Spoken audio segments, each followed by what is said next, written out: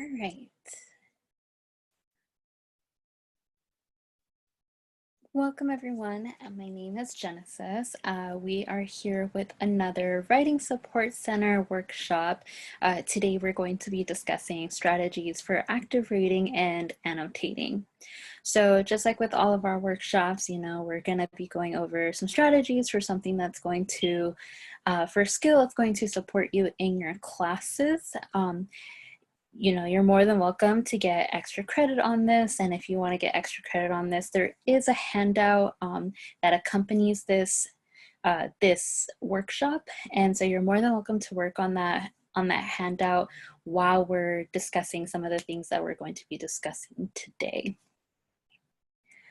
So a little bit about what we're going to be covering. So this workshop was going to discuss active reading and passive reading. What are these two terms? What do they mean? What is the difference between them?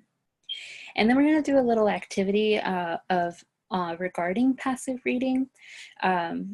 This activity can be found on the handout that accompanies this workshop. So like I mentioned earlier, if you want some extra credit, definitely going to that handout, downloading it, and then working on it. You'll be able to do that activity here, and then that will be able to provide proof to your professor that you attended this workshop, virtually, and that you have gone through it. We're going to be discussing some active reading strategies, along with going into a little more detail on annotating, what it is, what do you annotate, stuff like that, and then finishing it off with an active reading activity. Again, you can do this activity on the accompanying handout, and which I really recommend you do, just so that way you have a more in-depth experience. Our in-person workshops are usually a little more interactive, so we're trying to make sure we still have that interaction and engagement. Before we move on, there are two handouts that are accompanying this workshop. So if you want something to reference, something that you can print, download onto your computer, you're more than welcome to access this video as many times as you want, but you're also more than welcome to download the handouts that can be found on the module. So if you want to have something that references a lot of the information that we're going to be discussing, feel free to go reference that. And so passive reading, what is it? So passive reading is typically what most of us tend to do when it comes to reading our, class texts. It's when you just sit down and you just read, you're just trying to get through the information. You're not really taking notes on anything. You're just kind of trying to take in the information and trying to remember it later on in the future, but you're not necessarily talking about it. You're not engaging with the text through annotation or like writing, making notes. You're literally just reading it. And this can occur, this occurs for a variety of reasons. Part of it is because we're on a time crunch. Completely understand that, we have multiple things going on in our lives. And so sometimes, just reading, reading and annotating sometimes seems like a lot more work, and it is. So we sometimes are just like, what, I'm just going to try to get this reading done as quickly as possible. So, sometimes we just go through it. But this isn't really the most effective reading strategy for a variety of reasons. One is that because we're not engaging with the text, the information doesn't really convert to memory. We sometimes we'll do the reading, and especially if you do it late at night, you go on with your day, and then all the other activities in your day, because they were a little more interactive, you have more you're more likely to remember those things as opposed to something that you were just trying to get through as quickly as possible. Another reason why it's not really an effective reading strategy is because there's no connection to the reading. Since you were just trying to get through it, there wasn't really the time to try to get to know the reading, ask questions, make personal connections. You know, there isn't really much for you to draw on. And again, this all goes back to the fact that it wasn't converted to memory. And like I mentioned earlier, the information just gets lost in everyday activities. So you may have felt really comfortable with the reading, like 5-10 minutes after you finished, but you know, say you went out to lunch with a friend, and then on top of that you were working on other homework, or you went to class. All of those other things are um, going to overshadow the information that you did with the reading, because the reading didn't have as much of an impact on your memory. So that's what passive reading is. I completely understand that this happens just because of the way life goes. We don't always have time to sit down and read really in depth the text that we have for class. And sometimes we have a lot of text for class. So, you know, it's really prioritizing. But we're going to discuss some strategies for active reading in order to make sure that you are remembering the information you need to remember for your sessions. So with that, we go into active reading. What is active reading? So it's the opposite of passive reading. So where passive reading, you're just kind of sitting down and reading the material. Active reading occurs when there's engagement and critical thinking with the text. So what this means is that you're actually taking notes on the reading. You're either asking questions, you're highlighting, you're taking notes, making personal connections, you're talking with others about the reading. All of this is going to help commit that the information that you're going through, it's going to help commit it to memory. This does require some more preparation and time management. You do need to set aside time to read your text more in depth. You know, sometimes it can be done in 20 minutes, but you might want to add an extra 10 just so that way you can go a little deeper into your reading. And so it does require a bit of planning. So just something to keep in mind. But ultimately, it helps with information retention and understanding of the content. The more engaged you are in the reading, the more likely it is to be committed to memory, and the more likely it is for you to be able to reference it either for a test or for an essay that you're writing. So before we move on, I actually want you to do a passive reading activity. So in the strategies for active reading and annotating module, there is a document titled Shitty First Drafts. So I want you to time yourself for 5 minutes, and don't take notes on this reading because we're going to practice passive reading. So time yourself for 5 minutes, just go through the document or the text, don't take notes. On the handout, answer the questions for that first part. Answer the questions to the best of your ability without referring back to your reading. If you do have to refer back to your reading, take a note of how long it takes you to find the information, since you didn't make any markings on it. Okay. And of course, you're more than welcome to pause this and do that activity and then come back to this video. Okay. So active reading strategies. So there's a lot of active reading strategies. One of the handouts that goes along with this video actually has a larger list of activities or strategies that you're more than welcome to use for your, for your own personal style.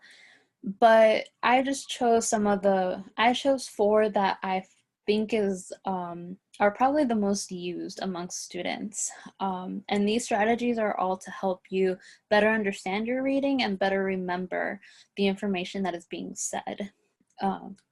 So the first one is prior knowledge. So prior knowledge refers to what do you already know about the reading, and how do you apply it to the reading. So sometimes it might seem like a topic is really, really foreign. It might seem like I have no idea what this is about, but our life experiences help us make connections to this reading and help it stick to our memory a lot better. We are more likely to remember something if it has a personal impact. So trying to bring in what you already know is going to help a lot. So this can either be like, you know, your own personal experience, and this connects to connecting. But it could also be something along the lines of like, well, what do you already know about the author? What did you discuss about the author in class? Is there a little biography about the author? How do you think that would influence this piece of writing that they have put forth? Maybe you learned something about this topic in a different class. How do you think it relates to this new context that you're learning it about in? You know, previewing the text, just doing a quick skim through, trying to see like, are there any keywords that are bolded? Are there any titles, graphs that you need to look at before reading things in depth? All of that can help you provide and build prior knowledge that can help you with the reading. And even referencing your class notes. So maybe maybe your professor went over a little bit of background about what you're going to be discussing. All of that is really, really helpful to get you started. So you're not starting off with a blank slate, you're entering the reading with some background knowledge. The second is chunking and summarizing. So chunking refers to breaking down the reading into smaller parts. So sometimes a reading can be very daunting just because it's 10 pages, 5 pages, maybe it's just a block of text. Sometimes paragraphs go really, really long, and that could be really intimidating for us. So break that down to smaller pieces. Maybe tell yourself that, you know, the reading is due by next week's class. You have 7 days. Maybe you'll read about a page a day, and then in that page you might read 2 paragraphs at a time and then take a small break. What that does is that it helps you break down the reading into more understandable pieces, and it helps you retain, comprehend, sit with what you just read and kind of make sense of what was being said. And doing that really helps make something a little more bite-sized and understandable. And then in summarizing refers to, in your own words, describing what the section or entire reading was about. So something that I like to do, for me personally, that really works well, is when I finish a reading, or when I finish a part, I try to write anywhere from 2 sentences to a paragraph about what it was all about. So trying to include like, what was the thesis, how did they support it, and then what was their conclusion. And that, again, just helps, 1, show you that you understood what was being said, and 2, if you didn't understand, if you can't really create a summary, it's kind of check in to either try to reread it or create questions instead to ask your professor.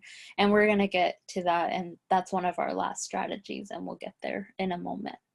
I put these 2 together because if you're breaking down the reading into smaller parts, you know, you're chunking it up, it could be helpful to summarize each of those chunks. So that way you're kind of keeping like a little checkpoint on the reading. And then when you get to the end and you have to make this slightly larger summary, just go back to all those smaller summaries of what those sections were about and kind of just piece it together. So that's a helpful strategy if you want to utilize that as well. Connecting and paraphrasing. So connecting is very similar to prior knowledge. So prior knowledge refers to what you already know. This could be life, this could be what you learned from another class. Connecting is a little more about your personal experience. So what do you know from your personal life? Um, what from the reading connects to your personal life. So you might find this maybe this is a little more apparent in like social science classes, so something like ethnic studies or psychology, etc. Maybe like in psychology you're learning about the different parts of the brain, and you realize that the hippocampus is the part of the brain where you create memory. And so you're able to make that connection that every single time you're making a memory, it's happening in that part of the brain, and that might help you remember that function. Or it could be something like, you know, you're talking about mental illness and maybe you know someone who's gone through it or you've personally gone through it. It's a way to bridge the theory with real life application. And that helps commit something to memory and helps you have a stronger relationship to it. It doesn't seem as abstract or foreign. Paraphrasing is similar to summarizing. It just focuses a little more on smaller pieces, whereas summarizing, you're kind of trying to summarize large pieces. Paraphrasing refers more so to like a key idea or a key word that is being said, and just trying to put that definition into your own words. So, you know, trying to put the author's thesis into your own words is a form of paraphrasing, because you're paraphrasing the main idea of the essay. Again, this helps you with your understanding. You're more likely to remember something that is in your own language, your own words, than something that's written in an academic language. So, and that's perfectly fine. Anything that makes the text more understandable is a good thing. And then questioning and rereading. So questioning is when you're asking questions when you don't understand. So in the margins, this could mean either putting a question mark on a part that you weren't really sure what that meant. Or maybe you have a question of like, how does this apply to this other context? You know, and that's really, and having those questions prepared is really helpful, because then you're able to ask those questions in class. You can use those questions as a part of your essay. There's a variety of uses for those questions. If you're not really sure, well, I don't know what kind of questions to ask, kind of ask yourself like, who, what, when, where, why, and how. That's always really good. That's always a really good place to start. Rereading. So I always recommend rereading a text regardless, just because having multiple readings allows you commit something more to memory. But also try rereading it and see if you can answer the questions the second time around. Sometimes you might have a question on one part, but it's because the writer is trying to set you up, and then they give you the answer to your question later on. So if you go back to that question, are you able to answer it, or is it still there? So just a way for you to kind of use your questions as a point of, I didn't understand this at first, but now that I'm rereading it, I do understand it. Or now that we discussed it in class, I do understand it. Annotation. Annotation is another strategy. We're gonna go a little more into detail with this one, because this one kind of combines all of those individual strategies. And it mostly refers to the act of note-taking on the reading. So all of these other strategies are ways that you can mentally connect with the reading. But this is the actual physical connection, because you're taking notes. And again, when you write something, you're more likely to remember it rather than when you just just sitting with information. So, you know, this can mean you're either highlighting or underlining quotes. It means that you're writing down thoughts, questions, and comments in the margins. It's really helpful if you create the key for yourself, because sometimes, margins are really, really small on the side of the pages. So it can be helpful if you have little symbols to signify what you mean with that. So for example, if you're reading a book for a literature class, having a TH to stand for the theme, when you find that theme, could be really helpful for you to reference back. Having a question mark when you have a question or you're unsure exactly what the author is referring to, is helpful, again, for you to go back and see if you will understand it in the future, or to ask your professor when you go back into class. One of the handouts in the module is an annotation key with sample symbols that you're more than welcome to use. You can create your own. You're more than welcome to get creative. But if you feel like, the key, the symbols in the key are helpful, feel free to use those as well. Furthermore, annotation includes previewing the reading. So before starting the reading, making a quick note of what you already know, or taking a look at what the titles are, and keeping a note of that. Again, applying it to prior knowledge.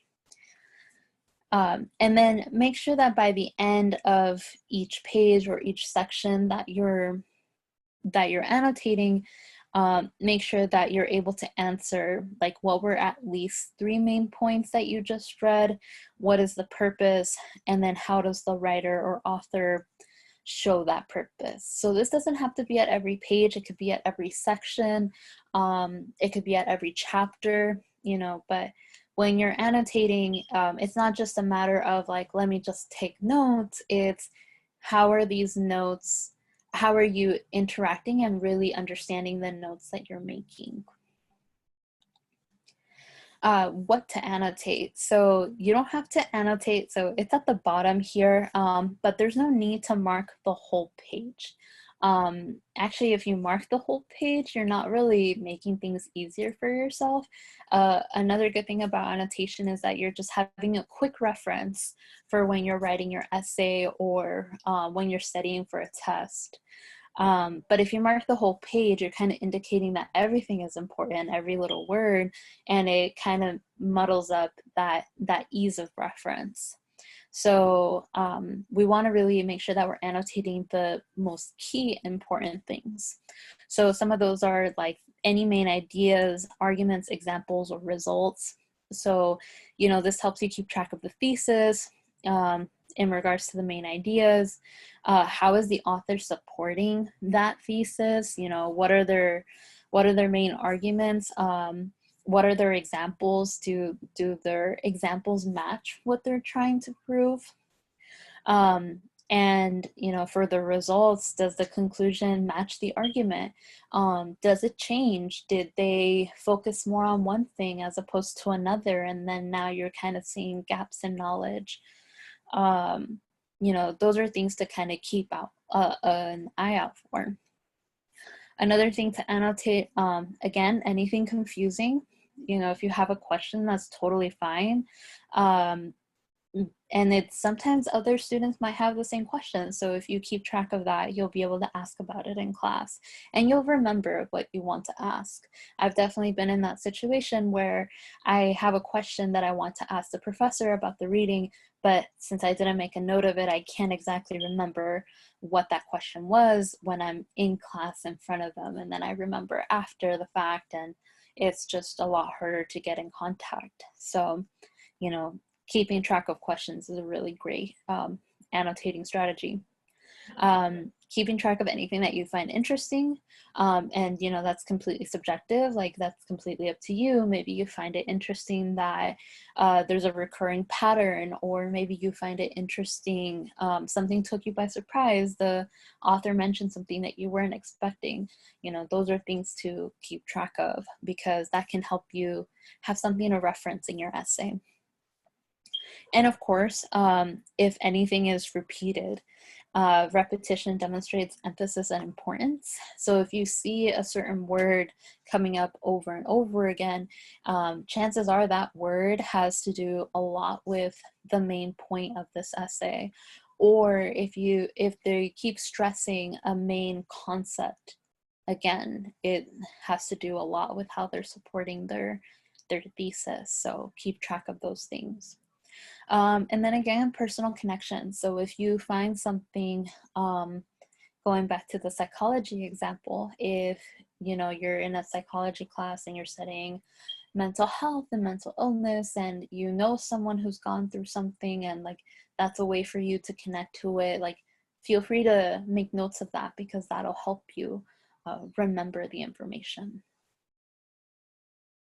Okay, so going back to that worksheet, now that we've learned some active reading strategies, choose one that best works for you. So feel free to use chunking or use questions, etc. Go back to the reading shitty first drafts, or you can choose a reading from your own class. More than welcome to. And apply that strategy to the reading. Answer the following questions that are on that worksheet to the best of your ability without referencing the reading. If you do have to reference the reading, take note of, is it easier or is it harder for you to find the answers to the questions? Okay, so again, feel free to pause this, go work on that activity, and then whenever you're ready, come back to this video. So reading strategies and the essay, you might be thinking like, okay, but that sounds like a lot of work just to do a reading. How does this apply to my essay, or how does this apply to my test? I want to start off by saying, your professor did assign that reading for a reason, and most likely it's because they want you to use that reading in an essay, or that reading has information that is going to be referenced on a test. So, there is a connection. It's not just busy work. There's a reason why it's being assigned to you. So, we might be wondering, like, how are they connected? Well, one, it helps you review your reading. It makes it a lot easier for you to review your reading, able to find information, maybe notes that you can use, comments, questions that you can use in your essay. It definitely makes that reference a little easier. If you underlined quotes, do you think, like, can you use them as samples? Your professor's always saying, I want to see you use context, use quotes in your essay and analyze those quotes. Well, if you underline some already, that means that you found them important for a reason. And do they apply? If they apply, cool, you don't have to reread the whole paper again. You already have something that you can pull from to use.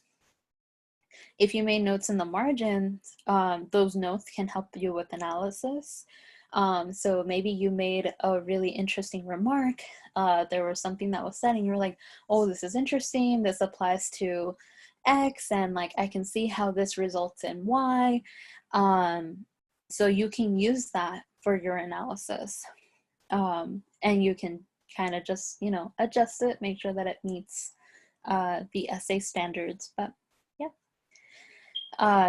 It also helps you like brainstorm information. Since you made those notes, you can kind of think about why you wrote those notes, what was going on through your head, and how you can evolve that and make it stronger and build ideas off of it.